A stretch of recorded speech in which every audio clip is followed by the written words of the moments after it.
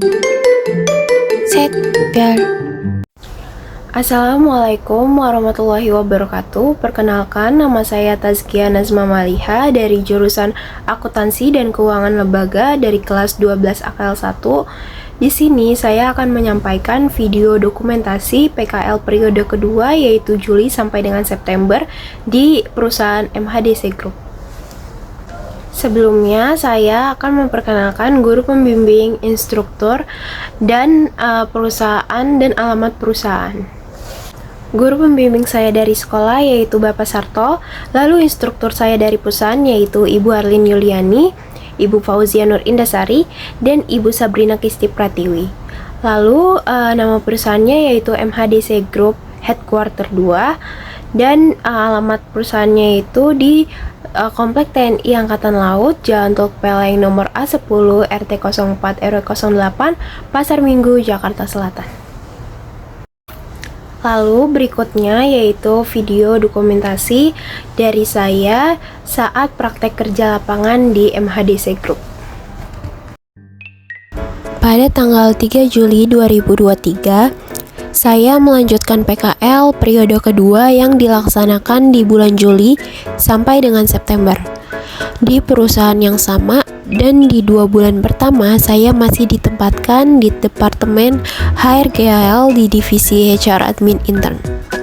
Pekerjaan yang saya lakukan masih sama, yaitu menginput data absen ke aplikasi Gaji ID. Sekarang tidak hanya absen karyawan dari ke-16 cabang MHDC, tetapi juga absen dokter yang berpraktik di setiap cabangnya. Absen yang saya upload tidak perlu lagi saya tarik satu persatu, tetapi setiap cabang sudah mengirim sesuai waktu yang sudah ditentukan. Tetapi biasanya setiap cabang sudah mengupload sendiri absen setiap cabang. Jadi saya akan meng-cross-check absen-absen setiap cabangnya. Dari kurangnya jam masuk dari jam shift, lalu lebihnya jam masuk dari jam shift, dan pergantian shift di setiap karyawan dan dokter. Dengan setiap cabang sudah mengupload, hal ini juga sudah memudahkan HR payroll dalam mengerjakan absen. Lalu, saya memasukkan data karyawan baru ke dalam spreadsheet data-data karyawan dan juga dimasukkan ke dalam Gaji ID dengan penempatan cabang, departemen sesuai dengan lamarannya. Setelahnya, saya juga membuat data setiap karyawan baru berbentuk hard file yang akan dimasukkan ke dalam map, lalu dimasukkan ke dalam lemari karyawan aktif.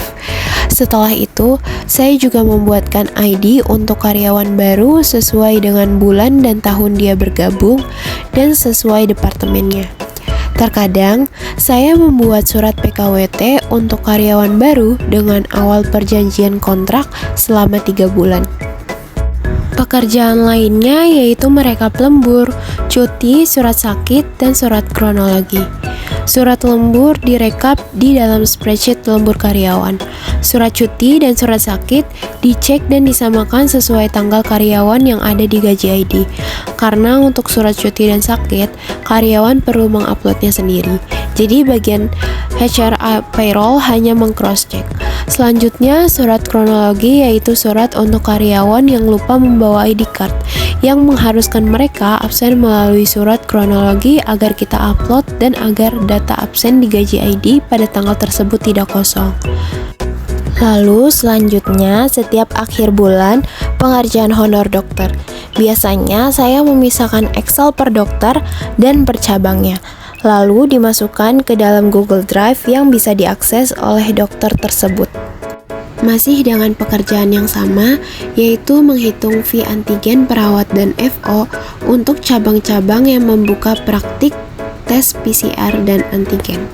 Di sela-sela jam yang kosong, saya merapikan dokumen-dokumen yang ada di dalam lemari yang akan dipisahkan sesuai dengan bentuk dokumennya, lalu dirapikan kembali dan dimasukkan ke dalam lemari tersebut.